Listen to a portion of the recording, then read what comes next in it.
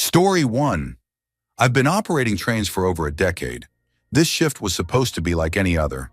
It was a late-night commuter run, taking a few stragglers back to the suburbs. We were about 30 minutes out from the last station when the first odd thing happened. It started with a flicker, just a brief stutter of the overhead lights. That's not too unusual. Trains glitch now and then. A second later, the lights came back on, and I figured it was nothing. I adjusted the speed slightly as we headed into a bend in the track, the darkness outside thick and impenetrable. Then a mile later, the lights cut out entirely. The cabin plunged into darkness, and the hum of the engine stuttered, leaving only the eerie, grinding sound of the wheels on the track. I stared at the control panel, but everything was dead. No indicators, no emergency lights, nothing. I reached for the radio, but all I got was static. I kept my cool. Power outages happen, though not often this far out on the route. I figured the backup systems would kick in soon. But as the seconds ticked by, the train just coasted along, the momentum carrying us forward into what felt like endless night. And that's when I noticed it, the silence. When you operate trains, you get used to certain background noises. The hum of the HVAC, the chatter of passengers, the shuffle of feet. But now there was nothing. No rustling, no conversations, not even the sound of someone shifting in their seat. Just the steady clack of the wheels on the rails and an oppressive quiet that settled like a heavy fog. I turned in my seat, squinting through the darkness into the passenger cars behind me. I couldn't see much, just faint outlines of people sitting eerily still. Too still. I leaned closer to the door that separated the cab from the passenger car. "Everything okay back there?" I called out. My voice echoed down the empty car, unanswered.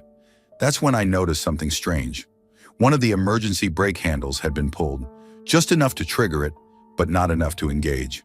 I swear it hadn't been like that earlier. I would have noticed. Suddenly, the air felt thicker, like the oxygen had been sucked out of the cabin. A knot tightened in my gut. Something was wrong, something I couldn't explain. I forced myself to focus. First things first, get the train stopped. If the power wasn't coming back, I'd have to figure out what the hell was going on and why my passengers weren't responding. I reached for the manual brake, but before I could pull it, I heard something. A faint sound from the passenger car behind me. It was a tap, just a single tap, like someone drumming a fingernail against the glass. Then another, and another. A slow, deliberate rhythm coming from multiple spots along the windows. I swallowed hard, my pulse quickening. I wanted to tell myself it was just the wind, but there was no wind. There was only us, rolling through the dead of night on a powerless train, surrounded by farmland and empty woods. And then the tapping stopped. I sat frozen, listening, waiting for something, anything to happen. My hand hovered over the brake, but I didn't pull it. For some reason, I couldn't shake the feeling that stopping the train was the worst thing I could do. Like if we stopped, whatever was out there might finally catch up to us. That's when the lights flickered back on. For a split second, everything was illuminated. I saw the passengers sitting exactly where they had been before, heads tilted slightly forward, eyes closed like they were asleep. But there was something off about them, something I couldn't place. Their stillness wasn't natural. It was too perfect, too deliberate. Then the lights went out again, and that's when I heard it. Footsteps. Not the kind you'd expect from passengers shuffling in their seats. These were heavier, slower, deliberate, like someone pacing between the cars. And they were coming closer. I pressed my ear to the door, heart hammering in my chest. The footsteps stopped just outside the cab. I reached for the lock, but it was already engaged. Then something tested the handle from the other side. A soft rattle, once, twice, like whoever was out there was trying to figure out how to get in. I don't remember making a conscious decision, but I threw the train into emergency mode. The brakes screamed, metal grinding against metal, as the train screeched to a halt on the tracks. The force threw me forward, slamming me into the control panel. I winced, clutching my side, but I didn't have time to think about the pain. Silence returned. No footsteps, no tapping. just the quiet hiss of the brakes settling into place. I stayed like that for what felt like hours, listening, waiting. Eventually, I forced myself to stand. With shaking hands, I unlocked the door and stepped into the passenger car. The seats were empty. Every single passenger, gone. I walked the length of the train, checking each car. Nothing. Not a trace of anyone. Not even a discarded bag or jacket. It was as if they had vanished into thin air. I stumbled back into the cab, my head spinning. I tried the radio again. This time it crackled to life. Dispatch responded immediately, their voices laced with concern. "We lost contact with you," they said. "Are you all right? What happened?" When the maintenance team finally arrived and escorted me off the train, I asked them if they'd found anything strange on board. They just shook their heads. "Train was empty when we got here," one of them said. "I never saw those passengers again." Story 2, I'd been working as a metro train operator for about 3 years, so I knew the job inside and out. That night started off as uneventfully as any other. It was a Tuesday night, and the train was running light. Just a handful of commuters, the usual late shift workers, and a couple of people who looked like they had nowhere else to be. Station announcements droned in the background as we left each stop behind.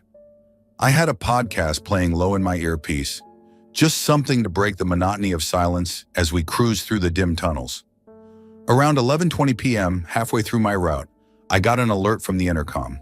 A passenger had pressed the emergency button in the second car. I flicked on the camera feed for that section, expecting to see someone dealing with a spilled coffee or a lost phone. But what I saw immediately set me on edge. A man stood in the aisle, gesturing wildly at the seats.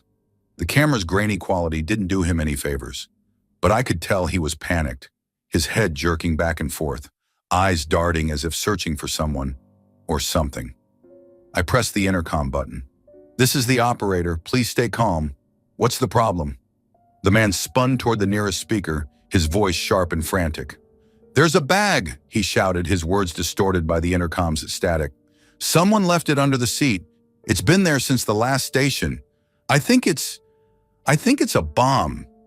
My stomach dropped. We're trained for this. Suspicious packages, emergency evacuations. But nothing prepares you for hearing those words in real time. I forced myself to stay calm, gripping the mic tighter. "Okay, sir. Please don't touch the bag. Stay where you are. I'll take care of it." I eased the train into the next station and brought it to a stop. Protocol says we're supposed to evacuate passengers immediately, but if you've worked in public transit, you know how often abandoned bags turn out to be harmless, a forgotten lunchbox or gym bag. But something about the way this man spoke made my skin crawl. He wasn't overreacting. He was terrified. And now so was I. I kept the train doors shut for the moment, scanning the empty platform outside. No security staff, just flickering fluorescent lights and the faint hum of the city beyond the station walls. I had to act fast. If the bag was a bomb, every second mattered. I switched off the intercom, grabbed my flashlight, and left the cab.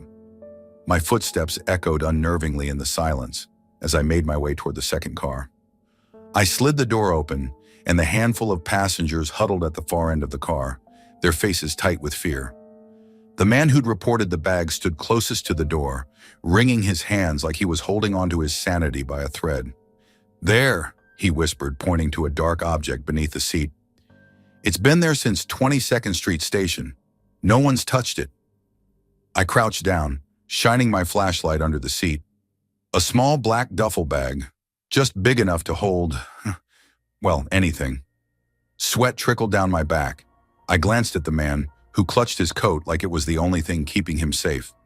"You did the right thing," I told him. My voice was steadier than I felt. "Everyone needs to leave the train now, quickly and calmly." The passengers didn't need convincing.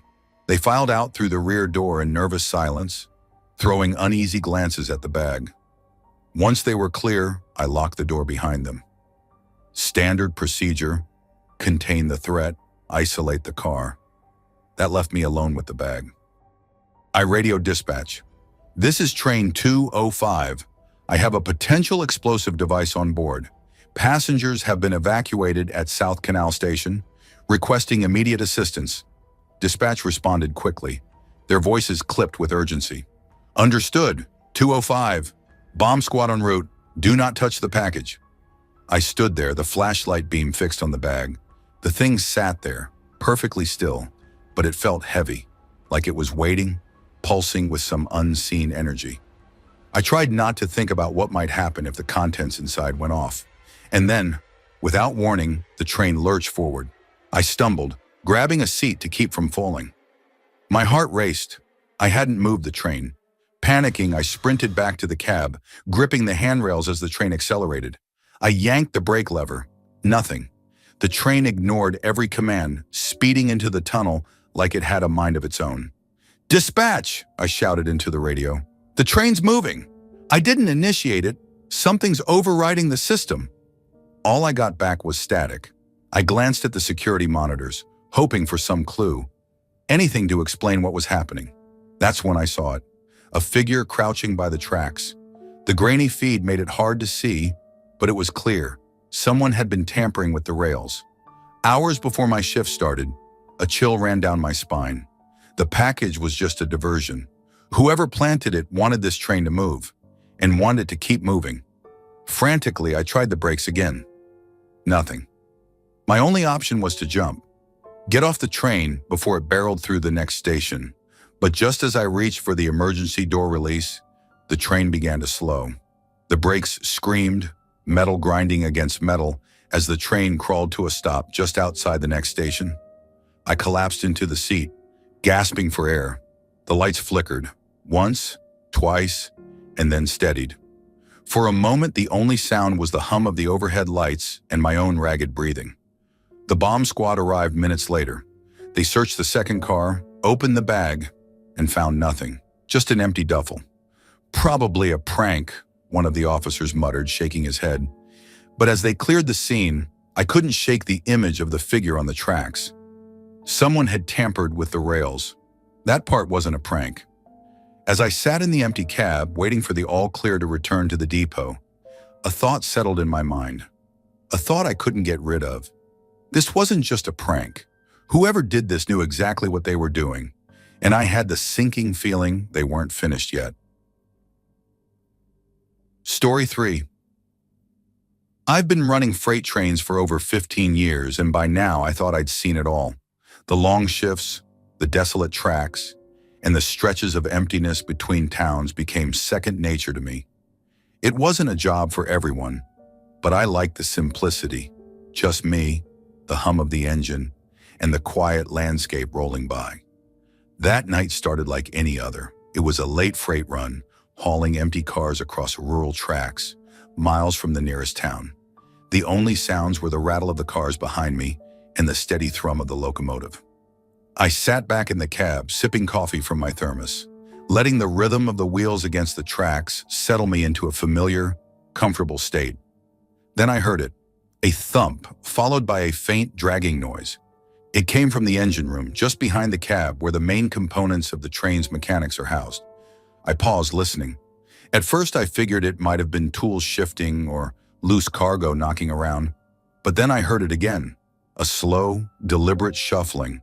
I tensed. I was the only one on board. I always checked the engine room before we left the yard, and I'd lock the door myself. There shouldn't be anyone or anything back there. Grabbing my flashlight from its holder, I stood up. Every step toward the engine room felt heavier than the last, the metal walkway creaking underfoot. I reached the door, listening closely. Silence. My pulse thumped in my ears as I unlocked it and pushed the door open. The beam from my flashlight swept across the room. Everything seemed in place. Coils of wire, oil cans, toolboxes, all undisturbed. But just as I was about to close the door and chalk it up to a loose part shifting in the machinery, the light caught something. A jacket. It was crumpled in the corner, stained with grease and dirt. My skin prickled. I knew for certain that jacket hadn't been there when I started my shift. I stepped closer, nudging it with the toe of my boot. It was warm to the touch. Someone had been here. Recently. I shined the light around the room, scanning every corner. That's when I noticed something odd. One of the panels on the far wall was slightly ajar, the screws loosened and the edge hanging open. My pulse quickened. I crouched down, gripping the metal, and pulled the panel aside. What I saw behind it made my stomach drop. It was a cramped, hidden compartment, just large enough for someone to squeeze inside. A stained mattress lay crumpled in the corner, along with a blanket, an empty water bottle, and a few wrappers from gas station snacks. A flashlight and a dog-eared paperback were tucked next to the mattress, as if whoever had been staying here had intended to pass the time. This wasn't just a stowaway. Someone had been living here. I stared at the tiny space, trying to wrap my head around it. How long had this person been here? Days? Weeks? And where were they now? My mind raced with questions, and a knot of fear twisted in my gut. As I shifted to stand, something brushed against my arm. I flinched, whipping the flashlight around, but nothing was there, just the cold metal walls of the engine room. My breath came faster. I needed to get out of there. I slid the panel back into place, trying to ignore the gnawing feeling that someone, or something, was watching me from the dark. I backed out of the engine room, pulling the door shut behind me with a metallic clang. I hurried back to the cab, heart pounding in my chest. Locking the cab door, I slumped into the operator's seat, running a shaky hand through my hair. My first instinct was to grab the radio and call dispatch, but something stopped me. What was I going to say? I found someone's hidden living space in the engine room, but no one's there now? Dispatch would send out a team to inspect the train, delay the entire line, maybe even get law enforcement involved. But I knew what they wouldn't find. Whoever had been living here was long gone, or worse, still hiding. And that's when it hit me. If they were still here, I needed to handle this differently. I exhaled slowly, placing the radio back on the hook. Grabbing the flashlight again, I wrapped it softly against the metal side of the cab. 3 distinct taps. "If you're still on board," I whispered under my breath, "tap 3 times. If you leave me alone, I'll leave you alone." The words felt ridiculous the moment they left my mouth, but in a situation like this, ridiculous was the least of my concerns.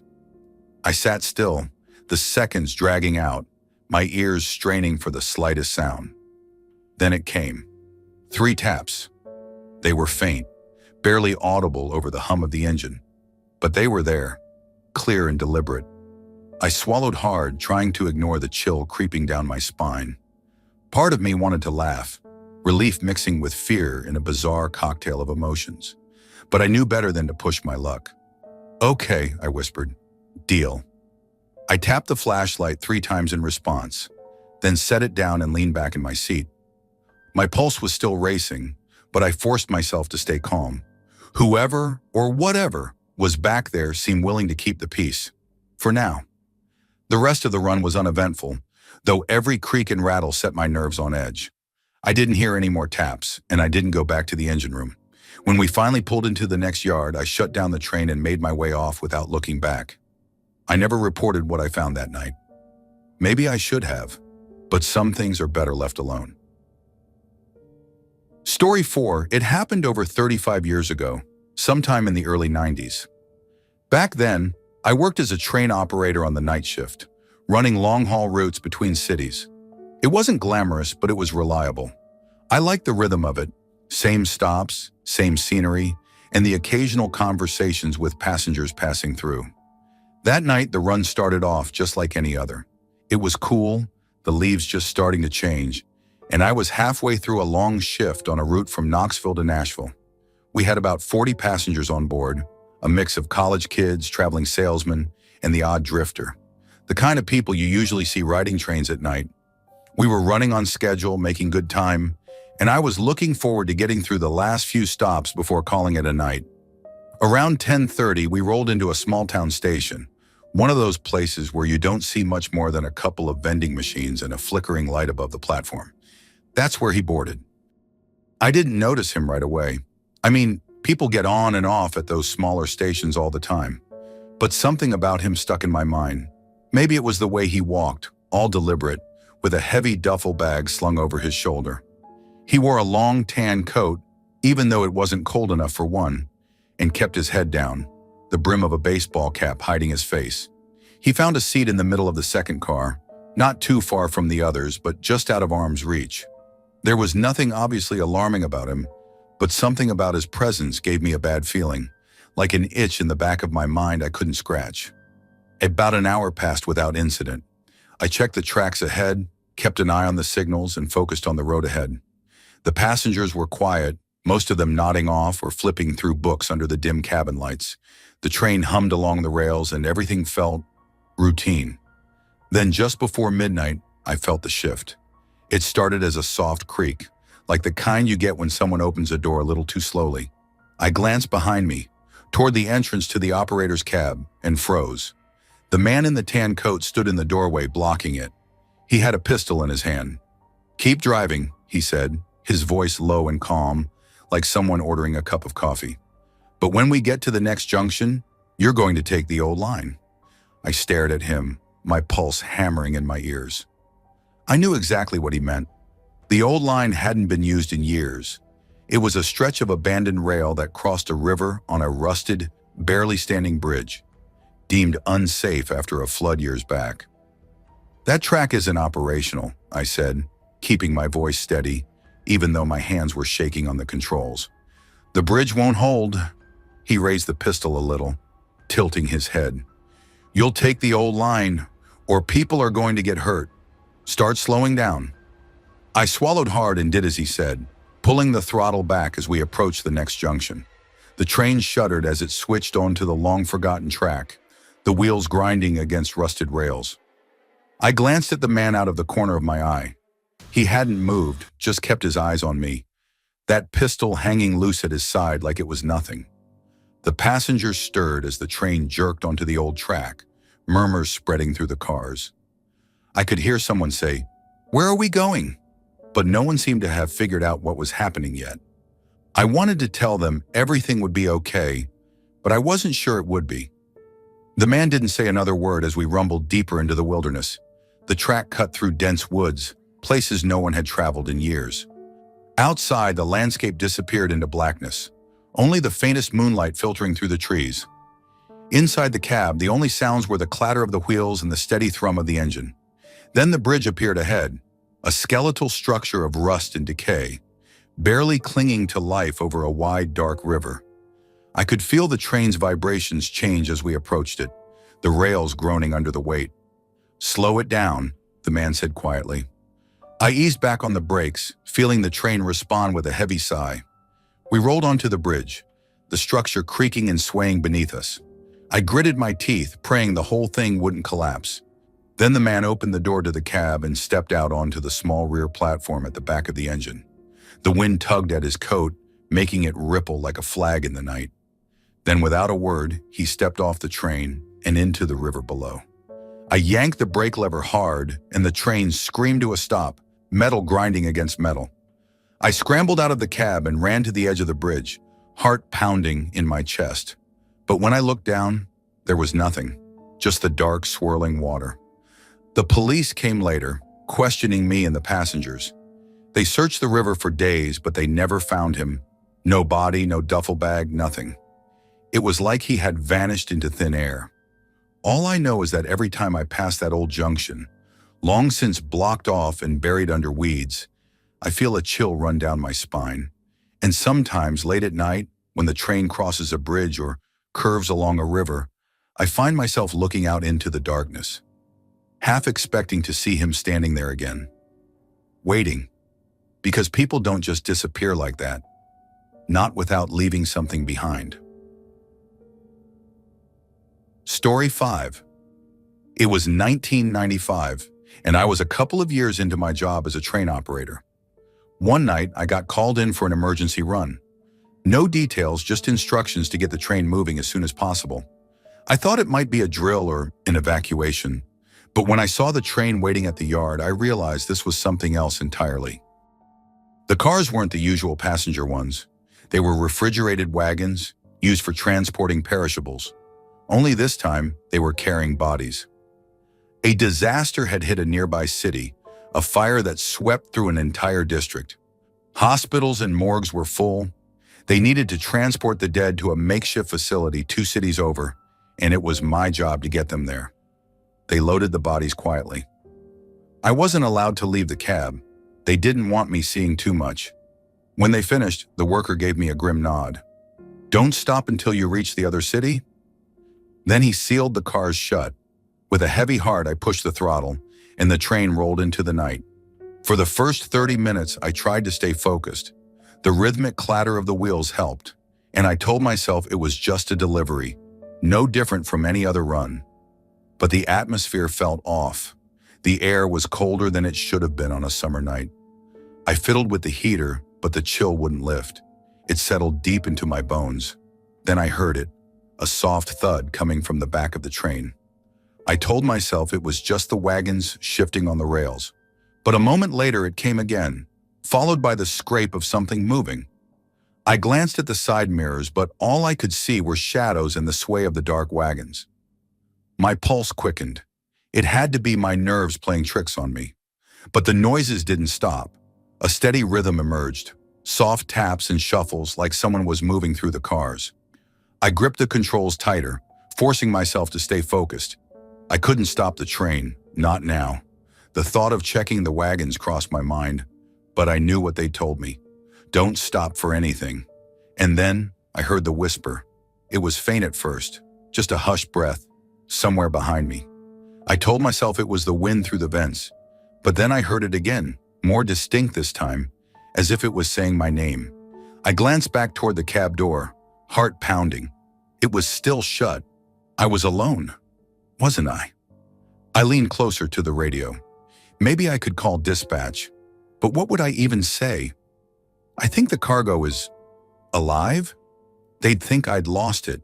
The whispers grew louder, blending with soft cries and unintelligible words. Every instinct in me screamed to stop the train and run, but I couldn't. I had to keep going. The train raced through the dark, the tracks blurring beneath us.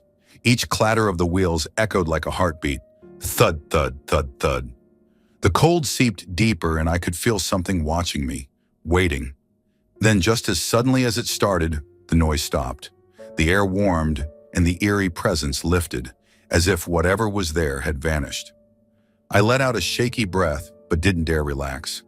I kept my eyes locked on the tracks until, at long last, we reached the final station. The platform was dimly lit and the workers were waiting. They opened the wagons without a word and began unloading the bodies.